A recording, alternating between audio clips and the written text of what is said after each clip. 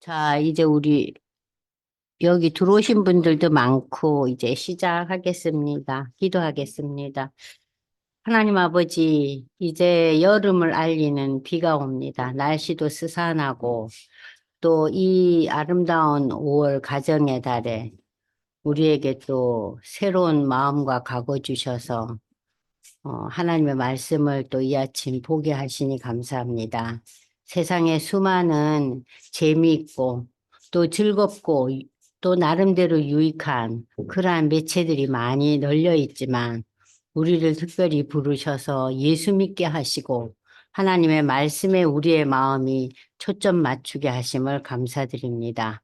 이 아침에도 계시록에 나타난 하나님의 놀라운 음성을 듣게 하는 귀한 시간으로 축복해 주시옵소서.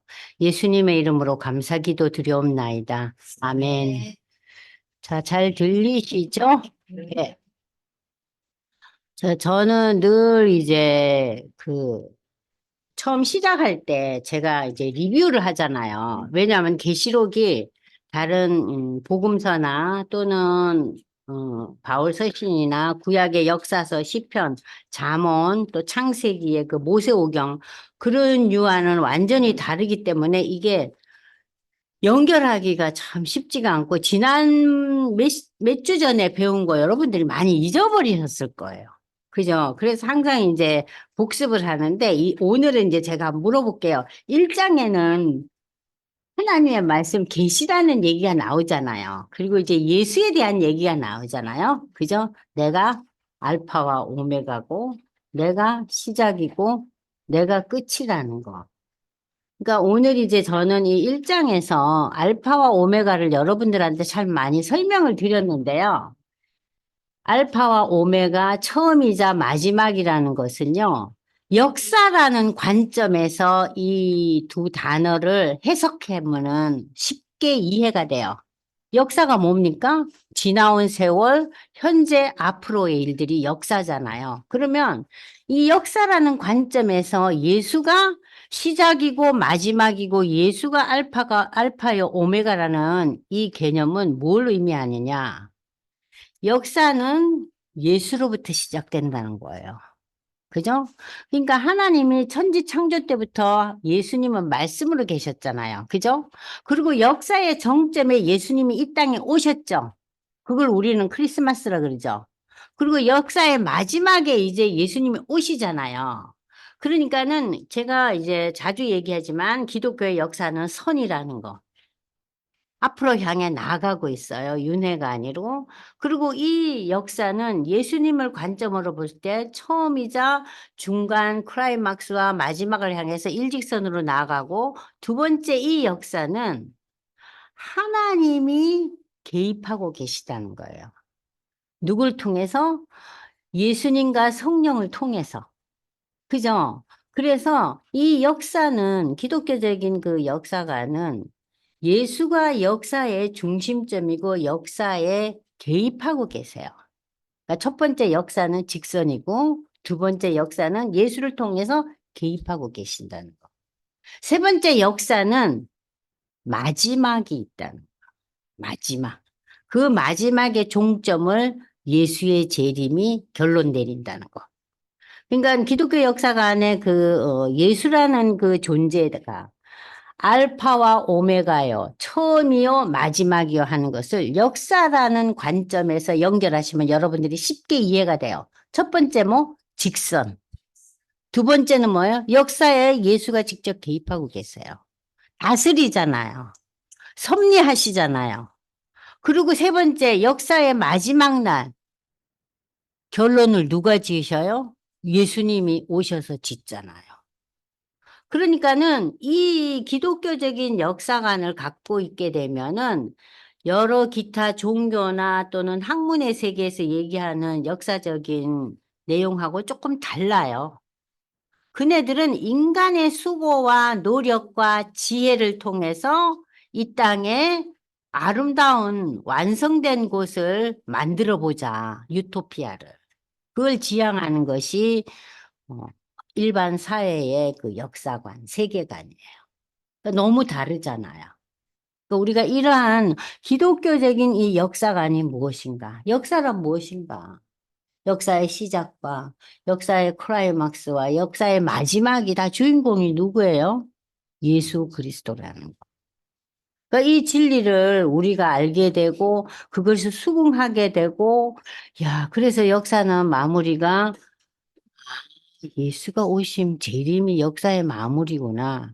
이걸 알게 되면 우리가 인생에 대해서 집착하는 게 많이 내려와요.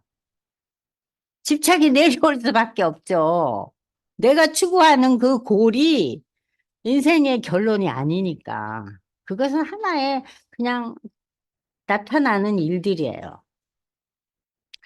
자, 그래서 우리가 인생에서 겪는 여러 가지 고난이나 어려움이나 또는 내가 해결하지 못하는 많은 그 부분들에 대해서 절망할 필요가 없는 거예요. 포기할 필요도 없고, 아, 하나님께서 결국은 다스릴 텐데.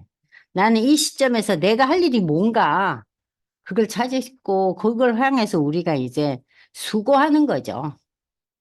그래서 구원은 예수를 믿는 믿음으로 구원을 얻지만, 구원의 상급은 수고에 달려 있어요. 이해되시죠? 네. 자, 오늘 그래서 1장이 그렇게 예수에 대한 얘기면 2, 3장은 그 당시의 교회 얘기죠. 그 당시의 교회 얘기는 오늘 우리의 교회하고 똑같아요. 왜냐하면 인간은 그때나 지금이나 별 차이가 없어요. 어떻게 보면 오늘날 더 우리가 더 포악하고 더 음란하고 더 악해지지 않았나 그런 생각도 드는데 그러면서 이제 요한계시록에 제일 이제 그 중요한 그 새로운 장이 열리는 게 4장이라 그랬죠. 하늘의 문이 열렸다 그랬잖아요. 그래서 이제 이 요한이 놀래가지고 깜짝 놀라는 거예요. 하늘 보좌를 보고 하나님을 보고 천사들을 보고 네 가지 동물을 보고 이 땅과는 전혀 다른 하늘의 문이 열리는 게 4장이에요. 그러면서 하나님의 보좌에 앉아 계신 하나님을 봐요. 그러면서 그 하나님께 그 천사들과 내 동물들과 모든 그 장로들이 찬송하는 게 4장이에요. 5장은 누구예요? 예수에 대한 찬양이에요. 예수님. 그래서 이제 요한이 그 하나님으로부터 그 이제 두루마리를 이렇게 예수가 이제 봤잖아요. 두루마리 책을. 근데 그 누가 여냐 그 걱정해서 울잖아요. 슬퍼서. 그랬더니 이 다윗의 뿔이 예수가 와서 열 거라. 그러면서 예수님이 그걸 봤잖아요. 하나님으로부터. 그게 이제 5장. 그래서 5장은 어린 양 예수에 대한 그 찬양이 나오죠. 그죠? 그리고 이제 6장에 가서 그 두루마리의 첫 번째 재앙이 인재앙이죠. 인을 하나, 둘, 셋, 네 개 띄죠. 인을 띌 때마다 누가 나타나요? 색깔이 다른 말들이 나타나잖아요. 그죠? 그러면서 이 말들이 나타나면서 이 세상에 여러 가지 전쟁과 정복과 또 무슨 전염병, 가난과 기근, 하여튼 인간이 겪는 여러 가지 어려움들에 대한 내용들이 이제 그 인을 띠면서 나타나요. 그런데 이 인들이 띄어지고 난 뒤에 이제 그 다섯 번째 인, 여섯 번째 인은 조금 다른 인이 나오죠. 다섯 번째는 순교자들이 하나님 앞에 기도하는 그런 장면이 나와요. 그리고 여섯 번째 인에 가서는 땅의 4분의 1이 완전히 황폐하게 돼요. 그래서 여기서 우리가 기억할 것은 인재앙에서 이 지구상에 엄청난 재앙이 내려 쏟지만 부분이구나. 전체가 아니구나. 인재앙은. 그죠? 그러면서 이제 첫 번째 그 재앙의 라인이 끝나요. 그죠? 그리고 이제 7장에 와서 예수 믿는 14만 4천 명이 나와서 찬양하는 게 나오죠. 찬양이 나와요. 그러면서 이걸 제가 인터미션이라고 그랬죠. 그 재앙 가운데 잠깐 쉰단 말이에요. 재앙이 막 계속 터져지는 게 아니고 재앙 가운데서 약간 쉬는 시간이 나와요. 막간이 나와요. 그러면서 이제 7장에 그 성도들에 대한 그 이야기가 나오면서 성도들이 하나님을 찬양하는 그런 장면이 나오고 그 7장 여러분들이 지금 한번 읽어보세요. 16절에서 17절을 한번 다 같이 읽어보겠습니다. 유명한 본문이죠. 7장 16절에서 17절. 보좌 가운데 계신 어린 양이 그들의 목자가 되시고 생명수 샘으로 인도하시고 하나님께서 그들의 눈에서 모든 눈물을 씻어 주실 것입니다. 여러분, 이 17장의 이 내용은 그 어린 양이라든지 목자라든지 생명수 샘, 이것은 우리가 요한이 기록한 요한복음에서 많이 나오는 단어들이에요. 그죠? 근데 이제 이 계시록에 와서 아우 그 하늘 문이 열리면서 와, 이러한 놀라운 이 메시지가 들려오는 거예요. 그리고 이제 8장에 가서 일곱째 인을 떼니까 천사가 일곱 나타나잖아요. 그래서 천사의 나팔 재앙이 이제 펼쳐지는 거예요. 두 번째가. 그죠? 나팔 재앙. 그래서 첫 번째, 두 번째, 세 번째, 네 번째 이 나팔이 불 때마다 생태계, 땅과 강과 바다와 물이 오염되고 난리가 나는 거예요. 그래서 이 두 번째 그 재앙, 천사들의 나팔 소리로 이제 울려 퍼지는 이 재앙들은 이 땅의 3분의 1에 해당하는 지역이 파괴당한다는 거. 기억나시죠? 그러나 이 8장에서 우리에게 위로가 되는 것은 그러한 그 3분의 1의 지구상의 강과 바다, 땅이 다 황폐해져도 하나님 앞에 성도들의 기도의 향기가 올라간다는 얘기가 나와요. 그래서 항상 하나님께서 이러한 그 남은 자, 하나님의 그 자녀들의 모습을 보여주고 있습니다.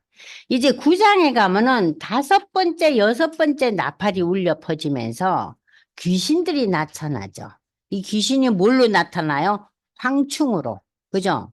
그러니까 이상한 벌레 같은 것으로 나타나요. 그러면서 우리 인류에게 고통을 주고 그리고 죽음이 임해서 이 땅의 3분의 1이 사람이 죽었다 그랬어요. 죽어간다 그랬어요. 이 마지막 이제 여섯 번째 나팔 재앙에. 그리고 이제 10장에 가니까 일곱 번째 나팔이 불려지면서 이때는 무슨 특별한 재앙이 일어나지 않고 두 번째 제가 인터미션이라 그랬죠. 그러면서 이 일곱 번째 천사가 나타나서 나팔을 부니까 힘센 천사가 나타나면서 말씀을 선포하잖아요. 종말이 임박했다. 너희가 회개하거라. 하나님께 돌아오거라. 이제 하나님의 최후 심판이 지금 이제 인재앙과 그리고 나팔 부는 재앙을 통해서 일어났는데 마지막 재앙이 남아있다. 그러니까 야들아 좀 준비 좀 해라. 그러면서 이 10장에서 요한에게 무슨 말씀을요? 전 세계 만민에게 이 하나님의 말씀을 전하거라. 그러잖아요. 그랬더니 아이고 그 말씀 들으니 내 입은 단데 내 마음은 쓰다 그러죠. 그게 뭐예요? 우리 인생이 그렇다는 거예요. 말씀을 받을 때 우리가 감격하잖아요. 감격하죠. 왜냐하면 믿음의 사람들이기 때문에. 그러나 그 말씀을 우리의 삶의 실질적인 현상에 돌아오면은, 현재에 돌아오면은 우리가 아이고 큰일 난다. 예수 안 믿으면요. 난리 난다 야들아. 제발 좀 예수 믿어라. 교회도 좀 나오거라. 성경도 읽어라. 그렇게 얘기하세요. 자녀들한테? 못하잖아요. 그게 우리의 삶의 딜레마예요. 예? 그냥 쉽게 적용이 되잖아요. 그렇게 하려는데도. 이렇게 계시록을 읽으면서 하나님의 그 회개의 사인 그리고 종말의 사인을 공부하면서도 우리가 우리 제일 가까운 자녀나 남편들한테 이렇게 막 선포를 합니까? 못해요. 그냥 쭈비쭈비 하다가 그냥 한두 마디 하다가 또 딴소리 하고 못해요. 어떠세요? 여기 남자분 한 분 계신데 어떻게 자녀들한테 하세요? 계시록 읽으시면서 좀 하세요? 야, 신앙이 가장 인생에 중요한 거야 하고 그렇게 선포를 해야 돼요. 우리 남편은 교회 오긴 오는데 무슨 소리 하는지 뜻도 보도 못하고 그냥 내 딸을 왔다리 갔다리만 하는 수준이에요. 그러면은 그 남편을 향한 기도가 먼저 있어야겠지만 구체적인 주체적인 그 남편을 향한 기도만 있으면 안 되죠. 그 변화에 대한 책임감을 가져야 되는 거예요. 그래도 많은 어머니들이 어때요? 아이, 그냥 뭐 반찬이나 따지게 해주고 뭐 잘 먹고 건강하게 살면 됐지. 저 인간이 내 말 듣나? 그러면서 쉽게 포기를 해요. 그래서 절대 쉽게 포기하지 마시고, 그래도, 아, 이 사람이 세상 떠나기 전에는 그래도 예수를 믿는 마지막 기회를 하나님 주세요. 지금 비록 내 마음에 들지 않는 상황이지만, 그래도 가기 전에는 준비하고 가게 해주세요. 그 기도라도 하시라고요. 백권사는 그 기도 뭔지 알잖아요. 본인이 너무 체험했잖아요. 그죠? 그래서 마음이 좀 기쁜 측면이 있죠. 저 양반이. 그럼요. 남편이 마지막에 열심히 신앙생활 한 거.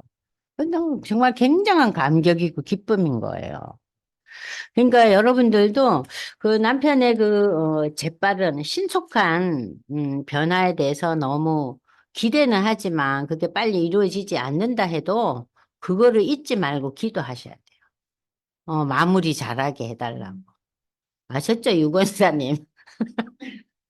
마무리 우리 남편 좀 잘하게 해주세요. 자, 그래서 이제 우리가 10장에 이제 넘어가고 11장에 오니까 하나님이 명령을 하잖아요. 믿는 자들과 성전과 제단과 경배하는 성도들을 측량을 하래요. 측량이에요. 그 믿음의 측량이에요. 이 측량이라는 단어를 들을 때 우리가 무슨 생각이 들어요?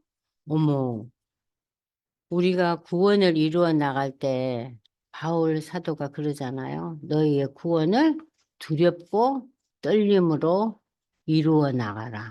그건 뭐예요? 매일매일 달라져 나가라는 얘기 아니에요. 그러면서 이제 여기서 두 증인의 얘기가 나오죠. 그 선지자들 얘기. 그들이 이 당시에 불신자들과 사단 마귀의 세력에 의해서 죽임을 당하죠. 고통을 당하고. 그런데 하나님께서 생기를 부어주셔서 그 두 증인이 부활하는 모습을 여러분들 기억나시죠? 그러면서 와, 이 부활의 그 의미를 다시 한번 우리에게 던져주시는 거예요. 아, 부활이구나. 우리가 부활이라는 이 단어를 부활절 기간에만 간신히 생각해요. 여러분, 사도신경 할 때 부활이 맨 마지막에 나오잖아요. 그러니까 이 부활의 의미를 생각하고 계시록에 나타나는 이 종말과 재림과 새하늘과 새 땅이라는 이 의미를 늘 이렇게 마음속에 머릿속에 담고 있으면은 우리의 신앙이 결코 흔들림이 없어요. 그러니까 세상의 여러 가지 일들에 의해서. 자, 그랬더니 11장 맨 마지막에 성전이 열리고 언약궤가 보였다 그랬죠. 이것은 뭘 상징한다 그랬어요? 하나님의 언약에 성취된다는 거. 그리고 이제 12장과 16장에 이르러서 하늘과 땅의 전쟁들이 나타나요. 지금 이제 인재앙과 나팔의 그 재앙들이 끝났어요. 일단 나. 그리고 이제 12장에서부터 16장까지는 하늘과 땅, 하나님과 땅의 사탄들의 전쟁에 대한 이야기들이에요. 12장에서 16장까지. 그 12장을 보니까 해를 옷 입은 여자가 아들을 낳을 거라 그러죠. 그 아들이 누구예요? 예수잖아요. 그런데 한쪽에서는 무엇이 나타나요? 붉은 용이 나타나죠, 사단이. 둘이가 전쟁이 나요. 자, 이 전쟁에서 예수와 붉은 용의 전쟁에서 용이 지잖아요. 그래서 이 하늘의 전쟁에서 1차전에서 용이 지고 용은 어디 사단은 땅으로 떨어져 와요. 그래서 땅으로 떨어져서 이제 이 사단이 땅에 있는 사람들을 공략하는 거예요. 누구를 앞장 세워서 그 마귀의 심부름꾼들, 귀신들을 통해서 땅에 있는 수많은 사람들을 공략하는 거예요. 그러니까 지금 12장에서 16장까지는 하늘나라와 땅의 나라의 전쟁들이에요.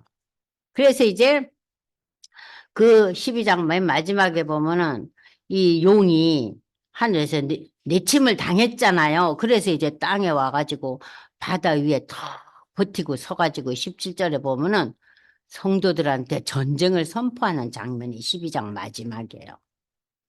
이제 13장에 와서 이 용이 이제 버티고 있으면서 바다에다 첫째 짐승, 둘째 이제 땅에다가 어린 양의 모습을 한 사단.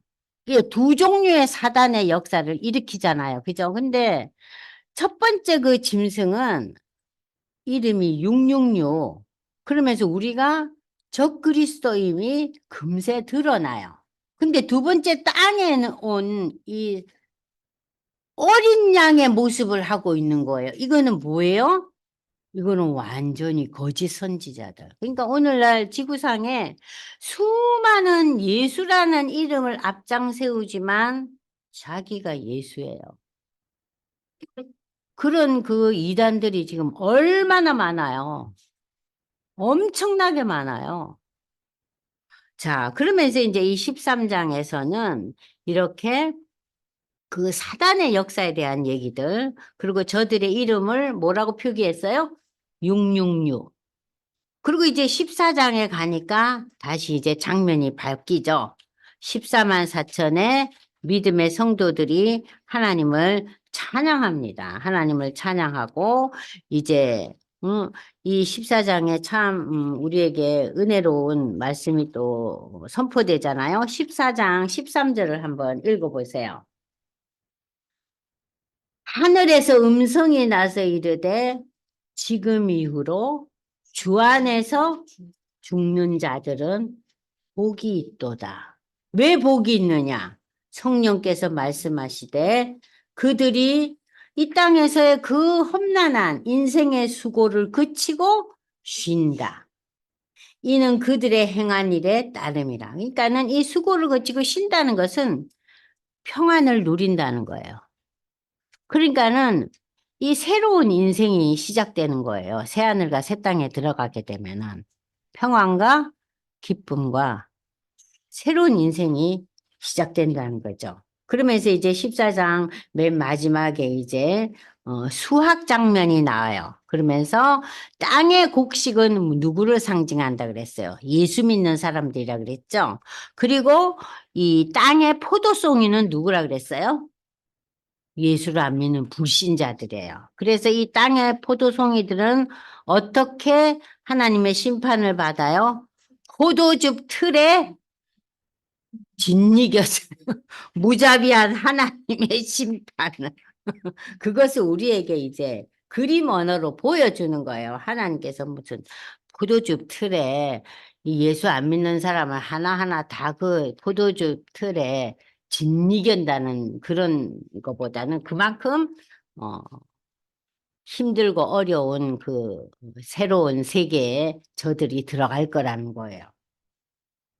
자, 그리고 이제 우리가, 이제 오늘 이제 보시면은 15장에 보면은 이 마지막 재앙이 이제 나타나는 거예요. 마지막 재앙. 여러분, 마지막 재앙은 여기 프린트에 보시면 이제 15장을 펼쳐보세요. 프린트 보시면 마지막 재앙은 대접의 재앙이라 그랬죠. 대접. 대접. 큰 대접이란 말이에요. 그러니까 이 마지막 재앙이 이제 하나님의 그 마지막 심판이라는 얘기가 되는데요. 이 대접이라는 것을 여러분들이 어떻게 생각하시면 되냐면은 그 호리병 같은 거 있죠. 호리병, 호리병. 옛날에 이렇게 호리병 이런 게 있잖아요. 이 호리병 같이 이렇게 큰 호리병 같은 이 대접 재앙이 이제 펼쳐지는데 여기 보세요. 환난을 통과한 구원받은 성도들이 유리바다에 서서 찬양하는 과정을 이제 요한이 봅니다. 자, 그러니까 이제 요한은 참 이 장면에서 기쁘죠. 그래서 다시 하늘에 성전이 열리고 일곱 천사가 이제 세 번째 재앙이 시작되는 거예요. 인재앙, 나팔재앙에 이어서 이제 그 호리병같이 생기는 커다란 이제 그 대접이 날라드는 장면이 이제 시작되는데 성전을 보니까 연기가 가득 차서 아무도 들어갈 수가 없다. 이 일곱 대접의 재앙, 이 재앙은 마지막 재앙이에요. 마지막 재앙을 시행할 천사들에게 하나님의 진노가 담긴 금대접이 주어진다. 그 호리병 같이 생긴 대접이요, 금으로 만들어졌대요. 그러니까 보기는 너무 멋지겠죠. 요새 금값이 엄청나대요. 어머나, 이 금대접은 얼마일까? 응? 우리가 상상할 수 없는 큰 액수의 돈이겠죠, 금대접. 자, 일곱 천사들이 일곱 대접의 그 재앙을 내리기 이전에 준비 단계가 이제 15장입니다. 자, 15장을 이제 여러분들이 함께 읽어보시겠어요? 자, 마지막 이제 재앙의 심판의 서곡이 이제 나타나고 있습니다. 또 하늘에 크고 이상한 다른 이적을 보매. 자, 크고 이상한 다른 이적. 여기 프린트 보세요. 일곱 천사의 일곱 재앙은 세상을 향한 지금 마지막 심판으로 그 공포와 그 파괴가 절정을 이루고 있다. 그런데 이것을 성경은 지금 계시록에서는요, 이적으로 표현하고 있어요. 우리는 보통 이적이라 그러면 뭐예요? 어, 물라랑 항아리가 포도주가 됐다. 예? 어? 그게 이적이잖아요. 그러니까 우리가 평상시에 생각하는 이적은 뭐예요? 하나님이 우리에게 원하시는 뭔가를 베푸시는 걸 우리는 이적이라. 병이 나았다. 어? 죽은 자가 뭐 숨이 넘어갈 자가 살아났다. 어? 이러면서 그냥 흥분하잖아요. 근데 여기는 이적이 하늘에 크고 이상한 다른 이적이 이제 이 금대접 심판을 통해서 일어난다는 얘기예요. 이것은 마지막 재앙이라. 하나님의 진노가 이것으로 마친다 그랬어요. 마지막 재앙. 이 대접 재앙은 하나님의 진노가 담긴 마지막 심판이라는 얘기입니다. 또 내가 보니 불이 섞인 유리바다 같은 것이 있고 짐승과 그의 우상과 그의 이름의 수를 이기고 벗어난 자들. 그 짐승과 그 짐승의 이름의 수 666이잖아요. 그들의 그 협박과 그들의 비방과 그들에게 시달림을 당하는 사람들이 이기고 벗어난 자들이 유리바닷가에 서서 하나님의 검은고를 가지고 하나님의 종 모세의 노래 어린 양의 노래를 불러 이르되. 모세의 노래는 뭐예요? 출애굽한 그 이스라엘 백성들을 향해서 모세가 하나님을 찬양하는 노래잖아요.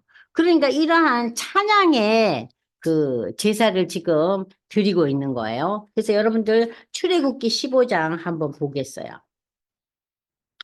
자, 출애굽기 하면 우리에게 제일 먼저 생각나는 것이 거기도 재앙이 나타나잖아요. 그죠? 10가지 재앙이 나타나죠. 10가지 재앙이 나타나고 이 바로가 얘네들을 가게 하죠. 이스라엘 백성들을 가게 하지만 이내 쫓아오죠. 그래서 홍해바다 사건이 일어나잖아요. 그러니까는 그 홍해바다 사건, 10가지 재앙과 홍해바다 사건을 이제 경험한 이 이스라엘 백성들이 향해서 이제 이 모세가 찬양을 하는 거예요. 출애굽기 15장 1절에서 18절까지 한번 다 같이 읽어보겠습니다. 이때 모세와 이스라엘 자손이 이 노래로 여호와께 노래하니 일렀으되 내가 여호와를 찬송하리니 그는 높고 영화로우시며 말과 그 탄자를 바다에 던지셨음이로다. 여호와는 나의 힘이시요 노래시며 나의 구원이시로다. 그는 나의 하나님이시니 내가 그를 찬송할 것이요 내 아버지의 하나님이시니 내가 그를 높이리로다. 여호와는 용사시니 여호와는 그의 이름이시로다. 그가 바로의 병거와 그의 군대를 바다에 던지시니 최고의 지휘관들이 홍해에 잠겼고 깊은 물이 그들을 덮으니 그들이 돌처럼 깊음 속에 가라앉았더라. 표현이 너무 재밌죠? 돌덩어리가 가라앉듯이 순식간에 그냥 여러분 바닷가에 돌 던져보세요. 1초도 안 걸려요. 그저 가라앉았다. 여호와의 주의 오른손이 권능으로 영광을 나타내시나이다. 여호와의 주의 오른손이 원수를 부수나이다. 주께서 주의 큰 위엄으로 주를 거스르는 자를 엎으시나이다. 주께서 진노를 발하시니 그 진노가 그들을 지푸라기 같이 사르니이다. 주의 굽김에 물이 쌓이되 파도가 언덕같이 일어서고 큰 물이 바다 가운데 엉기나이다. 여러분들 그 영화 쉽게 보면 그 물이 엉기는 거 기억나시죠? 요런 그 모세의 찬양을 통해서 그 장면들을 다 만든 거예요. 그 찰톤 헤스턴 나오는 쉽게 영화 보면 그 출애굽할 때 물이 막 헤어리치면서 갈라지잖아요. 원수가 말하기를 내가 뒤쫓아 따라잡아 탈취미를 나누리라. 내가 그들을 말미암아 내 욕망을 채우리라. 내가 내 칼을 빼리니 내 손이 그들을 멸하리라 하였으나 주께서 바람을 일으키심에 바다가 그들을 덮으니 그들이 거센 물에 납같이 이젠 또 납같이 잠겼나이다. 납덩어리도 대단히 무겁지 않아요? 순식간에 잠기죠. 여호와여 신중에 주와 같은 자가 누구며 주와 같이 거룩함으로 영광스러우며 찬송할 만한 위엄이 있으며 기이한 일을 행하는 자가 누구이니까. 주께서 오른손을 드신즉 땅이 그들을 삼켰나이다. 주의 인자하심으로 주께서 구속하신 백성을 인도하시되 주의 힘으로 그들을 주의 거룩한 처소에 들어가게 하시나이다. 여러 나라가 듣고 떨며 블레셋 주민이 두려움에 잡히며 에돔 두령들이 놀라고 모압 영웅이 떨림에 잠기며 가나안 주민이 다 낙담하나이다. 놀람과 두려움으로 그들에게 임하며 주의 팔이 크므로 그들이 돌같이 침묵하여 싸우니 여호와여 주의 백성이 통과하기까지 곧 주께서 사신 백성을 통과하기까지 하였나이다. 주께서 백성을 인도하사 그들을 주의 기업의 산에 심으시리다. 여호와여 이는 주의 처소를 삼으시려고 예비하신 것이라. 주여 이것이 주의 손으로 세우신 성소로소이다. 여호와여께서 영원 묵은토록 다스리시로다. 자, 이렇게 하면서 이제 모세가 하나님을 찬양하는 그 출애굽의 그 놀라운 역사에 대해 찬양하고 그 이어서 이제 여러분들이 보면은 그 모세의 누나 미리암이 또 찬양하는 장면이 나와요. 그래서 이제 그 미리암이 속을 치며 춤을 추는 장면이 그 이어서 나오는 거예요. 그러니까 이러한 찬양의 내용을 지금 얘기하고 있고, 그 다음에 어린 양의 노래가 나오잖아요. 이 어린 양의 노래라는 것은 어린 양은 누굴 가리키는 거예요? 예수님이잖아요. 그죠? 예수님이 어린 양인데, 요한복음 1장 29절 찾아보세요. 요한복음 1장 29절. 아주, 네, 1장 29절. 유명한 본문이죠? 보라, 세상 죄를 지고 가시는 하나님의 어린 양이로다. 그러니까는 이 예수가 인류의 죄를 대신 지고 속죄의 제물이 된다는 이 어린 양의 노래라는 것은 구원의 노래예요. 그러니까 출애굽의 구원의 노래와 어린 양의 그 노래의 의미가 조금 달라지죠. 이 구약의 이스라엘 백성들의 그 출애굽은 역사 속에서 하나님께서 저들의 생명을 건져주시고 가나안 땅으로 인도하실 때 엄청난 이적의 역사를 일으켰다는 것이라면 이 어린 양의 노래는 그 요한복음에 나타난 기록에 하면은 세상 죄를 지고 가시는 하나님의 어린 양. 그러니까 오늘날 우리의 구원의 그 찬양은 이 두 가지가 다 포함돼야겠죠. 우리는 신구약을 다 통달한 분들 아니에요? 그죠? 옛날에 출애굽의 하나님, 그리고 어린 양 예수를 통해서 우리의 죄를 담당케 하시는 하나님. 그러니까는 그, 출애굽의 하나님은 우리에게 굉장히 현실적인, 그죠? 현실적인 역사 안에서 하나님이 역사를 움직였었잖아요. 그러면은 이 어린 양의 노래에서의 의미는 뭐예요? 우리의 죄에 대한, 사유에 대한, 용서에 대한 하나님과 인간의 관계가 회복되는 구원의 노래잖아요. 둘 다 구원이지만 그 모세 노래는 레스큐의 의미예요. RESCUE. 레스큐를 언제 쓴다 그랬어요? 제가 설명 여러 번 했어요. 바닷물에 빠졌을 때 건지는 게 레스큐예요. 그 구한다는 의미가 세이브는 뭐예요? 영혼의 구원이에요. 구별이 되시죠? 예. 자, 그 다음에 이제 넘어갑니다. 그렇게 이렇게 모세의 노래, 어린 양의 노래, 주 하나님 곧 전능하신 이시여 하시는 일이 크고 놀라우시다. 만국의 왕이시여 주의 길이 어렵고 참되시도다. 주여 누가 주의 이름을 두려워하지 아니하며 영화롭다 하지 아니하리까. 오직 주만이 거룩하시고 주의 의로우신 일이 나타났음에 만국이 와서 주께 경배하리다. 그리고 이 일 후에 내가 보니 하늘에 증거장막의 성전이 보였다. 증거장막의 성전이 보였다. 이것은 여러분 프린트 보시면 증거장막이라는 것은 구약의 그 성막과 성전, 그 성전 안에 지성소. 이제 구약의 여러분들이 이제 이 성막은 그 성전과는 다르잖아요. 출애굽하면서 저들이 하나님께 제사를 드릴 때 이 텐트를 접었다, 펼쳤다 하는 게 성막이죠. 그리고 성막의 그 다음이 성전이잖아요. 그죠? 그러니까 이 성막과 성전은 똑같은 개념이에요. 그죠? 시대에 따라 달라졌잖아요. 성막에서 성전으로. 오늘날은 그게 교회로 달라졌죠. 아시겠죠? 성막, 성전, 교회.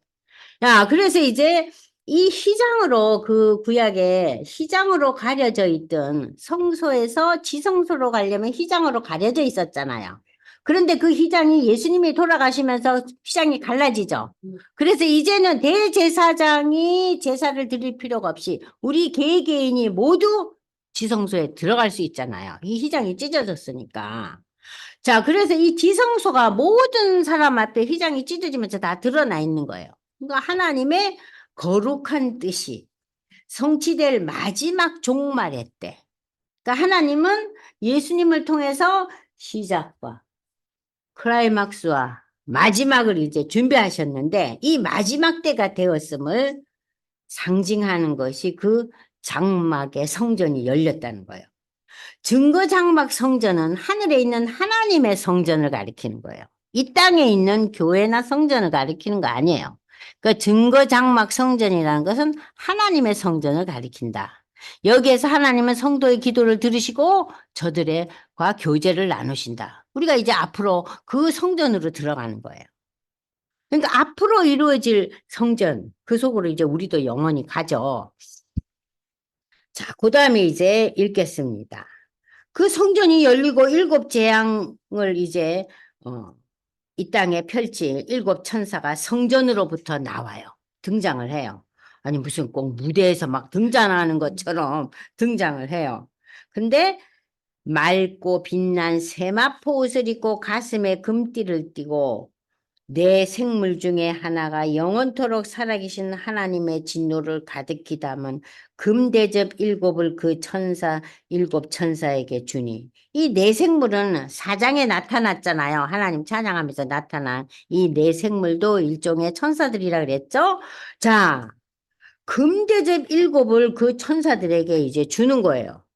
하나님의 영광과 능력으로 말미암아 성전의 연기가 가득 참에 일곱 천사의 일곱 재앙이 마치기까지는 성전에 능히 들어갈 자가 없다. 이 마지막 심판이 끝날 때까지 이 성전에 들어갈 자가 없다 이거예요.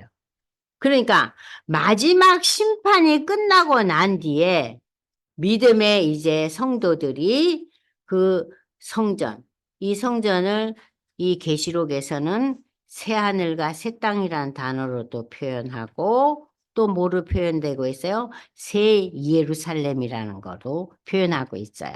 여기서는 성전으로 표현하고 있죠. 거기에 이제 아무도 지금 들어갔어요. 왜냐하면 마지막 심판이 끝나야 들어가는 거예요. 그러니까 지금 우리가 지금 지나온 역사 속에서 예수 믿고 돌아가신 분들이 지금 그 완전한 구원을 이룬 거는 아니에요. 완전한 구원의 결론은 예수 재림 때 이 하나님의 보좌 성전에 들어가는 거예요. 그리고 그때 믿지 않는 자들은 두 번째 사망의 길로 빠지는 거예요. 그러니까 아직까지 이게 완성된 게 아니에요. 그래서 제가 우리가 지금 이 땅을 떠나면 어디에 가 있다고요? 낙원에 가 있다 그랬잖아요. 낙원만 해도 얼마나 신바람 나요? 이 땅과 비교하면 비교할 수 없는 곳이죠. 그죠? 그래서 어떨 때는, 아이, 나도 빨리 낙원이라도 가면 좋겠다. 새하늘 새 땅은 나중에 일어나면 낙원이라도 가면 좋겠다. 어떤 날은 정말, 아마 힘도 들고 복잡하고, 아유, 내가 해결할 수도 없는 일이고, 해결한다고 뛰어본다고 해결될 일도 아니고, 이렇게 속 터지는 일이 계속 일어난다면, 하나님, 나는 가고 싶는데. 그런 생각 여러분들 안 드세요? 들잖아요. 그죠? 우리가 그런 생각이 들 만큼 그 아름답고 복된 낙원에 이제 우리가 이제 갈 거예요. 그러니까 기대가 되죠, 우리는. 자, 그러면서 이제 15장이 끝나요. 이제 여러분들이 이제 15장을 보시면서 이 요절을 한번 보세요. 15장 1절. 하늘에 크고 이상한 다른 이적이 뭐예요? 마지막 재앙이 이적으로 나타나 있잖아요. 왜냐? 하나님의 진노가 이걸로 이제 끝난다는 거예요. 어떤 의미에서는 엄청난 해피엔딩이에요. 진노가 끝나니까. 그래서 이걸 이적으로 표현하죠. 그 다음에 15장 4절에서 주여 누가 주여 이름을 두려워하지 아니하며 하나님 영화롭게 하지 아니하며 그런 사람이 어디 있겠습니까? 오직 주만이 거룩하시고 주만이 의로운 일로 나타났으며 온 천하 만국은 주께 경배하리다. 놀라운 찬양이죠. 그래서 이렇게 이 15장도 말하자면은 참 놀라운 영적인 성도의 찬양입니다. 그러면서 하나님은 전능하시고 하나님의 일이 크고 기이하시고 주의 길이 의롭고 참되며 만국이 와서 주께 경배하리라는 거. 이러한 구원의 노래는 종말 이후에만 어울리는 것이 아니에요. 구원의 은혜를 체험한 모든 성도들은 이러한 찬양을 할 수 있어야 된다는 거예요. 그래서 누가 했어요? 모세도 했잖아요. 그죠? 그리고 사도 요한도 수많은 구약의 그 수많은 인물들이 하나님 찬양하잖아요. 다윗도 솔로몬도 수많은 그 왕들도 물론 배신하고 우상 숭배하는 왕들도 많았지만 그죠? 자, 오늘 이제 이 우리 그 15장은 어렵진 않았죠? 그죠? 어렵진 않지만 여러 가지 그 재앙 속에서 마지막 재앙. 이 마지막 재앙은 또 다른 의미가 있구나. 하나님의 분노가 끝난다는. 그래서 또 기뻐할 수 있는. 구원받은 성도들은 구약의 모세와 신약의 어린 양의 노래로 찬양하고 있다. 제가 아까 설명했죠? 모세 노래는 뭐예요? 현실적인 삶에서 우리가 누리는 구원. 그죠? 현실적인 삶 속에서. 그리고 신약의 어린 양의 노래는 뭐예요? 죄 용서함을 받고 하나님 자녀가 되는 거. 두 개 여러분들 구별할 수 있잖아요. 그죠? 그러니까는 우리의 찬양은 하나님, 오늘 우리 아이가 너무나 많이 아팠는데 그래도 정신을 차렸네요. 그건 뭐예요? 모세 노래 찬양에 해당할 수 있다고 할 수 있죠. 그죠? 아이고, 교회 와서 맨날 잡을더니만 이 사람이 이제 눈을 뜨고 성경을 읽고 예수를 믿으려고 하네요. 이건 뭐예요? 구원의 감격 아니에요? 그죠? 구별되시죠? 그잖아요. 그러니까 이 두 가지의 그 의미를 다 담아서 우리가 하나님 앞에 찬양을 올려드려야 된다는 얘기예요. 아시겠어요? 찬양의 내용이, 아이고, 우리에게 새로운 장막집을 줘서 감사합니다. 우리 맨날 그딴 것만 감사하잖아요. 예? 아이고, 우리 딸내미가 좋은 신랑감을 얻었습니다. 예? 그잖아요. 그런 우리가 현실적인 세상의 사람들이 부러워하는 사건에 대해서 우리의 감사가 늘 마음이 너무 열려 있는 거예요. 근데 우리가 어린 양의 노래, 이 우리가 하나님의 자녀 됐다는 이 감격의 찬양이 사실은 더 많아져야 돼요. 어떠세요, 권사님들? 아이고, 이름만 권사네요. 어쩜 좋아요. 우리 그런 생각들 가끔 들잖아요. 왜 나는 현실적인 그 사태에 대해서만, 현실적인 상황에 대해서만 이렇게 즐거워하고 슬퍼하는가. 그러면서 우리의 한계를 느끼지만 여기서 오늘 우리가 배운 것은 뭐예요? 구원에 대한 감격과 기쁨의 찬양이 늘 우리에게 따라야 된다는 거. 그래서 이제 그 출애굽기가 요한복음 기록해 놨습니다. 최후의 심판날에 임할 하나님의 진노는 철저하게 무섭게 준비되고 있다는데, 아이고, 무시라. 어쩌겠어요? 너무 무섭잖아요? 철저히 무섭게 준비되고 있대요. 이를 두려워하면서도 우리의 삶의 모습은 어떤가? 우리가 과연 부르심에 합당한 삶을 살고 있는가? 그래서 에베소 4장 1절에서 12절 한번 바울 사도가 에베소 교회에 보낸 편지를 통해서 우리가 한번 읽어보겠습니다. 에베소 4장 1절에서 12절 보겠습니다. 그러므로 주 안에 갇힌 내가 너희를 권하노니 너희가 부르심을 받은 일에 합당하게 행하여 겸손과 온유로 하고 오래 참음으로 사랑 가운데서 서로 용납하고 평안에 매는 줄로 성령이 하나 되게 하신 것을 힘써 지키라. 그러니까 하나님의 인도하심을 따라서 우리가 살아가는 거예요. 평안에 매는 줄로 성령이 하나 되게 하는 것은 내 생각과 내 뜻의 움직임이 아니라 하나님이 감동 주는 몸이 하나요 성령도 한 분이시니 이와 같이 너희가 부르심의 한 소망 안에서 부르심을 받았느니라. 우리가 하나님의 다 부름을 받았기 때문에 이 계시록을 읽고 있잖아요. 주도 한 분이요 믿음도 하나요 세례도 하나요 하나님도 한 분이시니 곧 만유의 아버지시라. 만유 위에 계시고 만유를 통일하시고 만유 가운데 계시도다. 이 만유라는 것은요 우주 삼라만상 모든 걸 다 가르치는 게 만유예요.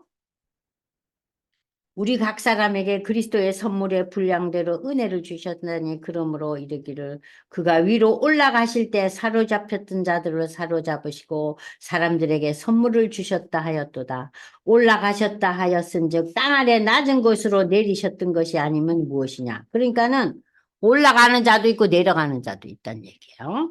내리셨던 그가 곧 모든 하늘 위에 오르신 자니 이는 만물을 충만하게 하려 하십니다. 그가 어떤 사람은 사도로 선지자로 복음 전하는 자로 목사와 교사로 삼으셨으니 이 모든 하나님의 부르심은 성도를 온전하게 하며 봉사의 일을 하게 하며 그리스도의 몸을 세우려 하심이라. 교회를 세워나가는 일이다 이 얘기예요. 그러면서 이제 하나님의 부르심에 대해서 우리가 어떤 분들은 뭐 좀 해보실래요? 하면, 아니, 나 그거 한 번도 안 했는데, 안 하려고 그러고, 자꾸 뒤를 빼죠. 그죠? 여기 앉았던 우리 최 집사님 처음에 구역 예배 오라면 안 와요. 안 와요. 집에서 뭐 자기 음악 듣고 자기 책 읽는 게 더 좋대요. 그래서 제가 이제 열을 몇 번 받았죠. 그래도 맨날 전화를 했죠. 그래가지고 요새는 이제 계시록을 들으러 오시네요. 자, 이 우리 하나님의 부르심에 대해 감사하며 성령으로 충만한 삶을 위해서 우리가 구체적으로 기도를 해야 돼요. 그러니까 하나님 내가 이렇게 하나님의 자녀 된 거에 대한 감사, 그 구원에 대한 감사 아니에요? 그리고 그 구원의 감사가 계속 이어질 수 있도록.